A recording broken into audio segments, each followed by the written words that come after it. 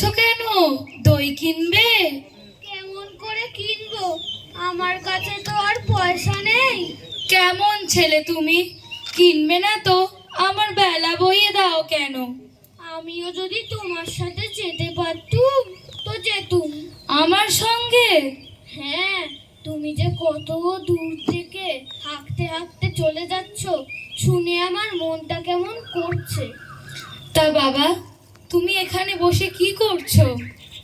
কবিরাজ আমাকে বাইরে বেরোতে বারণ করেছে, তাই আমি এখানেই সারাদিন বসে থাকি।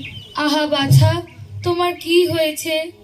আমি জানি নে, আমি তো কিছু করিনি, ওই জন্য আমি জানি নে আমার কি হয়েছে।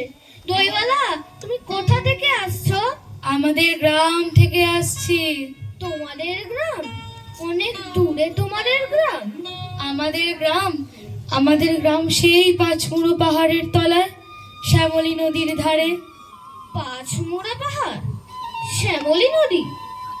কি জানি, হয়তো তোমাদের গান দেখেছি, কবে সে আমার মনে পড়ে না। তুমি দেখেছো? পাহাড় তলায় কোনোদিনও গিয়েছিলে নাকি? না না, আমি কোনো দিন যাইনি, কিন্তু আমার মনে হয় যেন আমি দেখেছি। অনেক পুরনো কালের বড় বড় বটের তলায় তোমাদের গ্রাম, একটি লাল রঙের রাস্তার ধারে, তাই না? ঠিক বলেছো বাবা। সেখানে পাহাড়ের গায়ে সব গরু চড়ে বেড়াচ্ছে। কি আশ্চর্য, ঠিক বলছো। আমাদের গ্রামে গরু চড়ে বই কি, খুব চড়ে। মেয়েরা সব নদী থেকে জল তুলে মাথায় কলসি করে নিয়ে যায়, তাদের লাল শাড়ি পরা। বাবা, ঠিক কথা। আমাদের সব গোয়ালাপাড়ার মেয়েরা নদী থেকে জল তুলে নিয়ে যায়, তবে কিনা তারা লাল শাড়ি পরে তা নয়। কিন্তু বাবা, তুমি নিশ্চয়ই কোনোদিনও সেখানে গিয়েছিলে বেড়াতে। আমি সত্যি বলছি রইওয়ালা, আমি কোনো দিন যাইনি। কবিরাজ আমাকে যেদিন বাইরে বেরোতে দেবে সেদিন তুমি নিয়ে যাবে তোমাদের গ্রামে। যাবো বই কি বাবা, খুব নিয়ে যাব। তোমার মতো আমাকে দই বেচতে শিখিয়ে দিও, ওই রকম বাঘ খাদে নিয়ে, ওই রকম দূরের রাস্তা দিয়ে। মরে যাই, দই বেচতে যাবে কেন বাবা? এত এত পুঁথি পড়ে তুমি পণ্ডিত হয়ে উঠবে।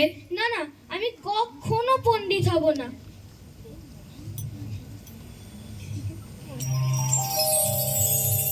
না না, আমি কখনো পণ্ডিত হব না।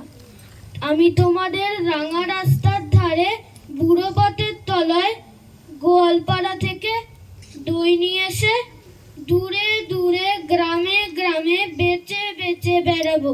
কিরকম করে তুমি বলো?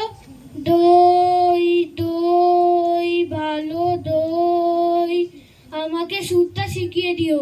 হায় আমার পোড়া কপাল, এই সুরও কি শেখবার সুর? না না, ও আমার শুনতে খুব ভালো লাগে। আকাশের শেষ থেকে যেমন পাখির ডাক শুনলে মনটা উদাস হয়ে যায়, তেমনি ওই রাস্তার মধ্যে থেকে যখন তোমার ডাক আসছিল আমার মনে হচ্ছিল, কি জানি কি মনে হচ্ছিল। বাবা, একবার দই তুমি খাও। আমার কাছে তো পয়সা নেই। না না না না না, পয়সার কথা বলো না। তুমি আমার দই খেলে আমি খুব খুশি হব। দইওয়ালা, তোমার কি অনেক দেরি হয়ে গেল? কিচ্ছু দেরি হয়নি বাবা, আমার কোনো লোকসান হয়নি।